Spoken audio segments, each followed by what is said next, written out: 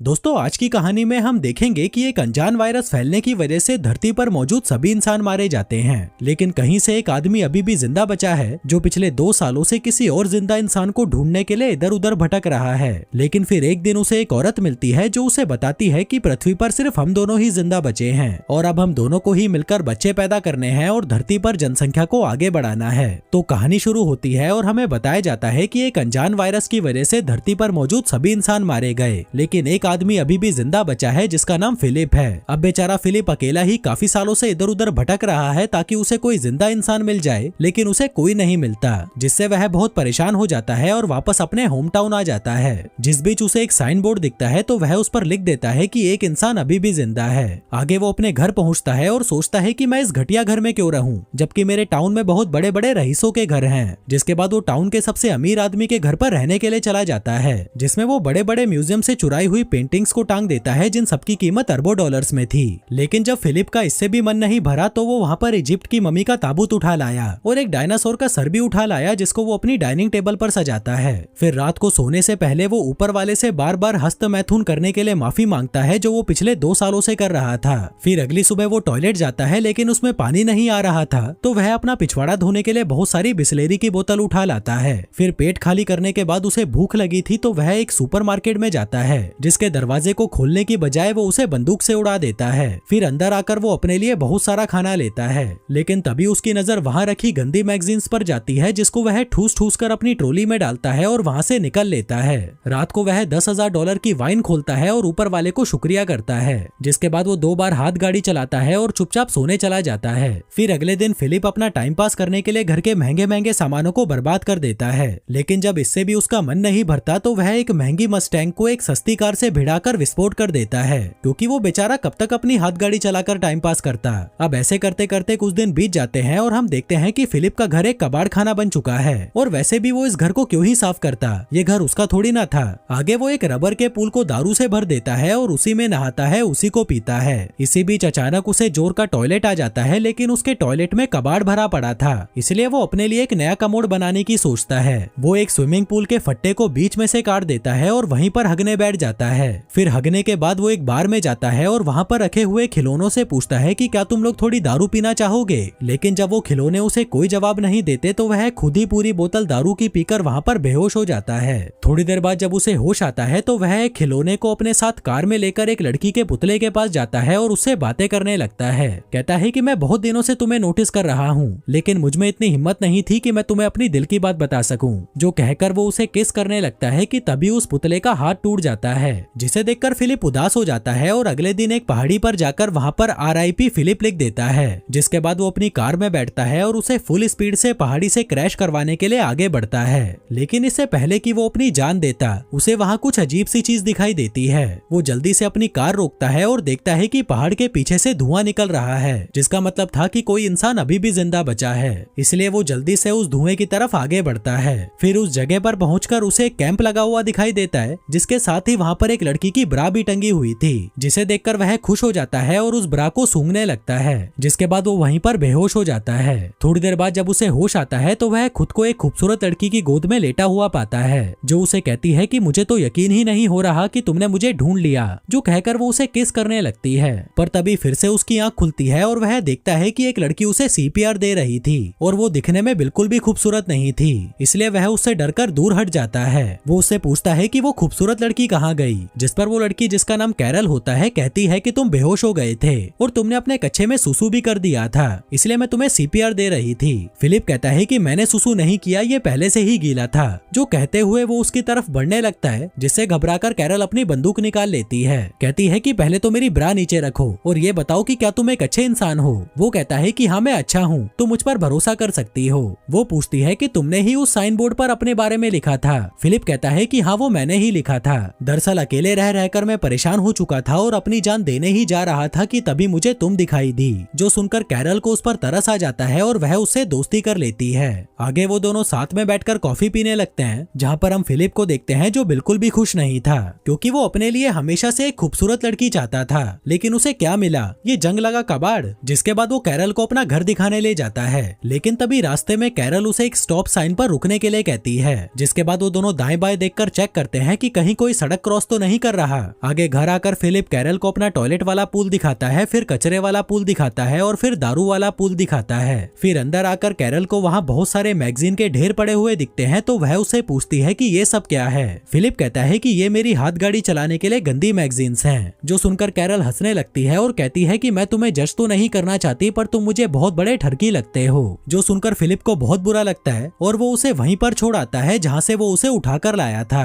फिर अगली सुबह जब उसकी नींद खुलती है तो वह देखता है कि कैरल फिर से वहाँ पर आ गई है और उसके घर का कचरा साफ कर रही है। फिलिप कहता है कि आगे से जब तुम मेरे घर का कचरा साफ करने आओ तो मुझे बता कर आना। जो सुनकर कैरल को गुस्सा आ जाता है और वह फिर से वहाँ पर उस कचरे को फैला देती है। फिलिप उसे रोकने की कोशिश करता है तो वह कहती है कि हमें इसे साफ करने के लिए क्लीनर चाहिए, जिसको लेने के लिए वो दोनों सुपरमार्केट पहुंच जाते हैं। तभी फिलिप अपनी कार को हैंडीकैप लोगों की पार्किंग में खड़ी कर देता है, तो कैरल उसे कहती है कि ये जगह हैंडीकैप लोगों की है, तुम अपनी कार कहीं और खड़ी करो। जो सुनकर फिलिप को गुस्सा आ जाता है और वो कहता है कि कहीं तुम पागल वागल तो नहीं हो, इस दुनिया में हम दोनों के अलावा कोई और है ही नहीं, तो यहाँ पर हैंडीकैप इंसान कहाँ से आएगा। कैरल कहती है कि जो भी हो, पर तुम अपनी कार को कहीं और पार्क करो। अब फिलिप का दिमाग घूम चुका था, तो वह अपनी कार को सीधा सुपरमार्केट के अंदर घुसा देता है। फिर रात को वह अपने खिलौने दोस्तों से बात करने बार में जाता है और उन्हें बताता है कि अब मैं इस दुनिया का आखिरी इंसान नहीं रहा। मुझे लगा था कि मुझे एक खूबसूरत लड़की मिलेगी जिसके साथ मैं रोज मजे करूंगा, लेकिन मुझे क्या मिला, ये सड़ा हुआ करेला कैरल। फिर अगली सुबह जब वो बियर से कुल्ले कर रहा था,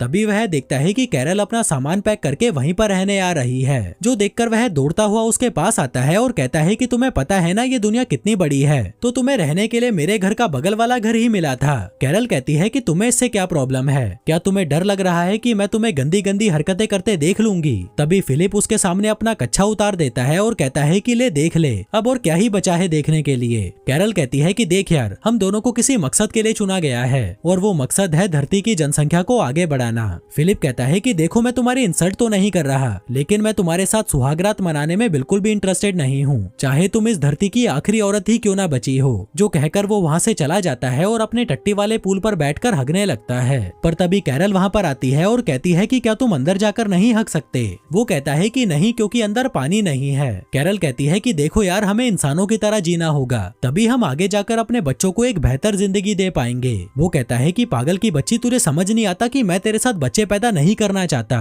वो कहती है कि ठीक है, लेकिन मुझे खाने के लिए फ्रेश फ्रूट्स और वेजिटेबल्स चाहिए, क्या तुम्हें नहीं चाहिए वो। फिलिप कहता है कि मुझे इससे कोई फर्क नहीं पड़ता। तभी कैरल अपनी पॉकेट में से एक टमाटर निकालती है और उसे चिढ़ाते हुए खाने लगती है। वहीं उसको टमाटर खाता देख फिलिप भी 2 साल पुराने डिब्बे में पैक टमाटर खाने लगता है, लेकिन उसे वो खाने में मजे नहीं आ रहे थे, तो वह रात में चुपके से कैरल के गार्डन में घुस जाता है और उसके सारे टमाटर खा जाता है। फिर अगली सुबह कैरल उसके घर पर आती है और पूछती है कि क्या तुम्हें टमाटर खाकर मजे आए, जिस पर वो उसके मुंह पर मुंह कर जाता है और कहता है कि मुझे नहीं पता तुम क्या बोल रही हो, जिस पर कैरल उसे आतंकवादी बोलकर लंगड़ाती हुई वहाँ से जाने लगती है। फिलिप उससे पूछता है कि तुम्हारे पैर को क्या हुआ। वो कहती है कि जमीन से पानी निकालते वक्त मुझे चोट लग गई। अब उसकी ये हालत देखकर फिलिप को उस पर तरस आ जाता है, इसलिए वो उसकी पानी का जुगाड़ करने में मदद करता है, जिसमें वो एक वॉल्व से पानी के पाइप को जोड़कर पानी को कैरल के घर तक ले आता है, जिसे देखकर वह बहुत खुश होती है और उसे रात को डिनर के लिए इनवाइट करती है। फिर रात में डिनर के दौरान कैरल फिलिप को बताती है कि तुम्हारे औजार को देखकर मुझे पूरा यकीन हो चुका है कि ऊपर वाले ने हमें धरती पर जनसंख्या को आगे बढ़ाने के लिए मिलवाया है। फिलिप कहता है कि ठीक है, अगर तुम इतना ही जोर दे रही हो तो आज रात को हम कर ही लेते हैं। कैरल कहती है कि नहीं, मैं तुम्हारे साथ तब तक सुहागरात नहीं मनाऊंगी जब तक तुम मुझसे शादी नहीं कर लेते। जो सुनकर वह हंसने लगता है और कहता है कि तुम मजाक अच्छा कर लेती हो। वो कहती है कि नहीं, मैं मजाक नहीं कर रही, क्या तुम ये चाहते हो कि इस धरती पर पैदा होने वाला पहला बच्चा नाजायज हो। फिलिप कहता है कि तुम ये शादी क्यों करना चाहती हो, जबकि इस चीज का कोई मतलब नहीं है। वो कहती है लेकिन मेरे लिए मतलब है, अगर दुनिया खत्म हो गई है तो इसका मतलब ये नहीं कि हम अपने रीति रिवाज भूल जाएं। अब फिलिप को किसी भी हाल में उसके साथ इंटीमेट होना ही था, इसलिए वो उसके साथ शादी करने के लिए मान जाता है। कैरल कहती है कि पहले तो मुझे अच्छे से कहो अपने घुटनों पर बैठकर, जिस पर फिलिप अपने घुटनों पर बैठकर उसे प्रपोज करता है और कैरल उसे हाँ बोल देती है। लेकिन उसकी हाँ सुनकर फिलिप को बिल्कुल भी खुशी नहीं होती, तो वह डिनर को आधे में ही छोड़कर वहाँ से घर चला जाता है, जिसके पीछे पीछे कैरल उसके लिए खाना लेकर आती है। कहती है कि तुम्हें पता है अमेरिका का राष्ट्रपति मर चुका है, इसलिए अब हम दोनों में से ही किसी को राष्ट्रपति बनकर देश की कमान अपने हाथों में लेनी होगी। वहीं फिलिप जो उससे बहुत ज्यादा परेशान हो चुका था कहता है कि तुम ही बन जाओ राष्ट्रपति। वो कहती है कि मैं नहीं बन सकती क्योंकि मुझे लोगों के बीच भाषण देना नहीं आता, इसलिए उन दोनों की सहमति से फिलिप को राष्ट्रपति बना दिया जाता है। फिर फिर अगले दिन कैरल स्टोर से अपनी शादी के लिए कुछ सामान लेने जाती है। वहीं फिलिप अपनी बैचलर पार्टी एंजॉय कर रहा था, जिसमें वो बहुत सारे टिश्यू पेपर्स को इकट्ठा करके उसमें आग लगा देता है। जिसके बाद वो फटे पुराने कपड़े पहनकर चर्च में पहुंचता है, जहां कैरल ने चर्च को बहुत अच्छे से सजा रखा था और खुद भी वो बहुत अच्छे से तैयार होकर आई थी। फिर शादी के दौरान जब रिंग पहनाने की बारी आती है तो फिलिप शादी की रिंग लाना ही भूल जाता है। दरअसल वो ये शादी करने में बिल्कुल भी इंटरेस्टेड नहीं था, जो देखकर कैरल गुस्सा हो जाती है और शादी को बीच में ही छोड़कर वहां से चली जाती है। तभी फिलिप उसके पीछे पीछे उसके घर पहुंचता है और उसे दरवाजा खोलने के लिए कहता है, लेकिन जब वो दरवाजा नहीं खोलती तो वह उसके दरवाजे को तोड़ देता है। फिर अंदर आकर वो देखता है कि कैरल ने अपने घर को बहुत सुंदर सजा रखा था, क्योंकि वो अपनी शादी को लेकर बहुत ज्यादा एक्साइटेड थी। जिसके बाद वो कैरल को देखता है जो सड़ी हुई शक्ल लेकर एक कमरे में बैठी हुई थी। फिलिप उससे माफी मांगता है और कहता है कि मैं सच में रिंग के बारे में भूल गया था, अगर मुझे याद रहता तो मैं पक्का लेकर आता। वहीं कैरल भी उसे माफ कर देती है। जिसके बाद वो दोनों अंगूठी लेने के लिए एक ज्वेलरी शॉप में जाते हैं, जहां से वो बहुत सारी अंगूठियां उठा लेते हैं, जिनको एक एक करके फिलिप कैरल की उंगलियों में पहना देता है और उससे शादी कर लेता है। फिर रात को जब सुहागरात मनाने की बारी आती है तो कैरल उसके साथ इंटीमेट होने की बजाय रात भर उससे बातें करती रहती है। फिर अगले दिन से कैरल भी फिलिप के साथ वो सभी चीजें करती है जिसको करने में फिलिप को बहुत मजे आते थे। जिसके बाद वो कैरल को अपनी एक्स गर्लफ्रेंड से भी मिलवाता है, जिसको देखकर कैरल को उससे जलन होने लगती है तो वह उसे उठाकर बाहर फेंक देती है। फिर खूब मौज मस्ती करके जब वो दोनों घर की ओर जा रहे थे तभी चौराहे पर उनकी कार एक लिमोजिन से टकरा जाती है। फिलिप जल्दी से उतरकर उस लिमोजिन को देखने जाता है कि कहीं उसमें कोई इंसान तो नहीं है, और तभी उसमें से मेलिसा नाम की एक खूबसूरत लड़की नीचे उतरती है, जिसे देखकर फिलिप के तो होश ही उड़ जाते हैं। वहीं कैरल भी मेलिसा को देखकर बहुत खुश होती है और फिर वो तीनों उसकी कार से फिलिप के घर पर जाने लगते हैं, जहाँ रास्ते में फिलिप मेलिसा को घूरे जा रहा था और उसको पटाने के लिए उसकी छोटी छोटी बातों पर खिलखिलाकर हंस रहा था।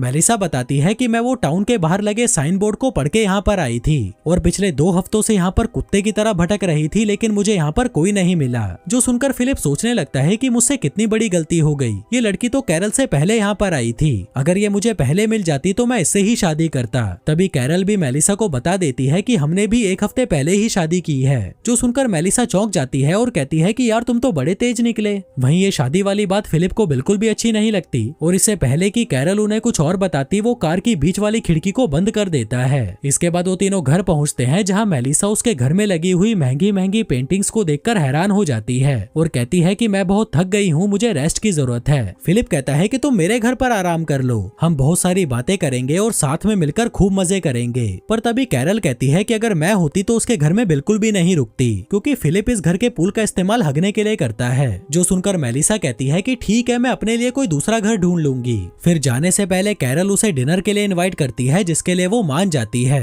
तभी कैरल उसे गले लगा लेती है। वहीं फिलिप जो ऐसे मौके कभी नहीं छोड़ता, वो भी उनके बीच में घुस जाता है और जाकर मेलिसा को पीछे से चिपकने लगता है। फिर शाम के समय जब डिनर की तैयारी की जा रही थी तभी फिलिप वहाँ पर अपनी दाढ़ी काट कर आता है, जो देखकर कैरल चौंक जाती है कि जब उसने कहा था तो फिलिप ने उसे दाढ़ी काटने से मना कर दिया था। दरअसल वो मेलिसा के साथ इंटीमेट होने की नाकाम कोशिश कर रहा था, जिसके लिए वो कुछ भी करने को तैयार था। फिर रात में जब सभी डिनर टेबल पर थे तभी फिलिप मेलिसा को घूरे जा रहा था और अपने आप को कोसे जा रहा था कि उसने इतनी जल्दी शादी क्यों कर ली। जिसके बाद वो मेलिसा की हर बात में हाँ मिलाने लगता है, जैसे कि जो मूवी मेलिसा की फेवरेट थी वो फिलिप की भी फेवरेट थी, जो खाना मेलिसा का फेवरेट था वो उसका भी फेवरेट था, जो कार उसकी फेवरेट थी वो उसकी भी फेवरेट थी। दरअसल वो ये इसलिए कर रहा था ताकि मेलिसा को लगे कि इन दोनों के बीच में कोई कनेक्शन है। फिर डिनर खत्म होने के बाद कैरल फिलिप को अपने साथ मस्ती करने के लिए बुलाती है, लेकिन फिलिप का बिल्कुल भी मन नहीं था तो वह उसे मना कर देता है और कहता है कि मेरे पेट में दर्द है। कैरल पूछती है कि तुम मुझे एक बात बताओ, कहीं तुम मेलिसा से आकर्षित तो नहीं हो? वो कहता है कि नहीं, ऐसा कुछ नहीं है, जो कहकर वो सोने चला जाता है। तभी आधी रात में मेलिसा उससे अपनी बजवाने आती है, जिसे देखकर फिलिप कुत्ते की तरह उसके पीछे जाने लगता है, पर तभी उसे वहाँ कमोड पर बैठी हुई कैरल दिखाई देती है, जिसे देखकर वह बुरी तरह डर जाता है। फिर अगली सुबह मेलिसा फिलिप से मिलने आती है, जहाँ वो देखती है कि फिलिप एक्सरसाइज कर रहा था। दरअसल वो मेलिसा को अपनी बॉडी दिखाकर पटाना चाहता था। मेलिसा उसे बाहर बुलाती है और पूछती है कि ये सब क्या है। फिलिप कहता है कि ये मेरी तरफ से तुम्हारे लिए एक तोहफा है, क्योंकि मैंने तुम्हारी लिमोजिन जो तोड़ दी थी। वो कहती है कि तुम्हें ये सब करने की कोई जरूरत नहीं है। इसी बीच कैरल फिलिप को आवाज लगाकर अपने पास बुलाती है और पूछती है कि क्या तुमने मेलिसा को एक नई कार गिफ्ट की है? वो कहता है कि हाँ, क्योंकि मैंने उसकी लिमोजिन तोड़ जो दी थी। वो कहती है कि तुम्हारे पास ये सब करने का टाइम है, जबकि मैं तुम्हें 100 बार बोल चुकी हूँ कि मेरा दरवाजा ठीक कर दो, पर तुम्हारे पास इसके लिए टाइम नहीं है। अब मुझे नहीं पता तुम इसे कैसे भी ठीक करो। आगे कैरल मेलिसा को अपनी शादी की फोटोज दिखाती है जो उसने खुद ड्रॉ की थी। मेलिसा पूछती है कि अगर तुम दोनों की शादी हो चुकी है तो तुम दोनों साथ में क्यों नहीं रहते। वो कहती है कि नहीं, मैं उसके साथ नहीं रह सकती, वो बहुत गंदा है। मैंने उसके साथ शादी सिर्फ धरती पर जनसंख्या को बढ़ाने के लिए की है। वहीं जब फिलिप दरवाजा ठीक कर रहा था तभी मेलिसा उसके पास आती है। वो कहती है कि मेरे पास एक जनरेटर है जिससे हम बियर को ठंडी करके पी सकते हैं, इसलिए तुम शाम को कैरल को लेकर मेरे घर पर आ जाना। लेकिन फिलिप अकेले ही उसके घर बियर पीने पहुंच जाता है और उसे कहता है कि कैरल की तबीयत खराब है इसलिए वो नहीं आ सकती, जबकि इसने कैरल को बताया ही नहीं था कि मेलिसा ने इनको बियर पीने के लिए इनवाइट किया है। फिर बातों के दौरान मेलिसा उसे बताती है कि मैं पिछले 2 सालों से किसी मर्द की तलाश में भटक रही हूँ, क्योंकि मुझे भी मजे करे काफी साल बीत चुके हैं। मेरी भी कुछ जरूरतें हैं जिन्हें मैं पूरा करना चाहती हूँ। फिलिप कहता है कि हाँ, मैं समझ सकता हूँ, ये सब नेचुरल है। मेलिसा कहती है कि मैं तुम दोनों के लिए बहुत खुश हूँ कि तुम दोनों साथ में हो। भले ही तुम दोनों में अनबन चलती रहती है पर तुम दोनों साथ में तो हो, जिसकी मैं बहुत इज्जत करती हूँ। वहीं फिलिप उसे ये बताने के लिए तड़पा जा रहा था कि मैं कैरल से बिल्कुल भी खुश नहीं हूँ। मैं तो तुम्हारे जैसी किसी लड़की के साथ मजे करना चाहता था, पर मुझे क्या मिला, ये सड़ा हुआ कचरा। मेलिसा कहती है कि मेरी भी किस्मत देखो, मुझे धरती पर मौजूद एक आखिरी मर्द मिला और वो भी शादीशुदा। फिलिप कहता है कि चिंता मत करो, अब वो मर्द शादीशुदा नहीं रहेगा। जिसके बाद वो अपनी शादी तोड़ने के लिए कैरल के पास जाता है, लेकिन वो उसे कुछ कह नहीं पाता क्योंकि वो उनकी शादी की फोटो से दरवाजे पर टांगने वाला दिल बना रही थी, जो देखकर उसे कैरल पर तरस आ जाता है और वो उसकी फीलिंग्स को हर्ट नहीं करना चाहता था, इसलिए वो चुपचाप वहाँ से अपने घर चला जाता है। वहीं दूसरी तरफ हम एक ऑडी को आते हुए देखते हैं, जिसका मतलब था कि एक इंसान और भी है जो इस धरती पर जिंदा बचा है। जो इंसान वहाँ पर फिलिप का वो अलाइव वाला बोर्ड देखता है और उस टाउन की तरफ निकल पड़ता है। अब ये इंसान कौन था और उन लोगों के अलावा और कितने इंसान हैं जो अभी भी जिंदा बचे हैं, और क्या अपना फिलिप मेलिसा के साथ सुहागरात मना पाएगा, ये सब देखेंगे हम अगले वीडियो में। धन्यवाद।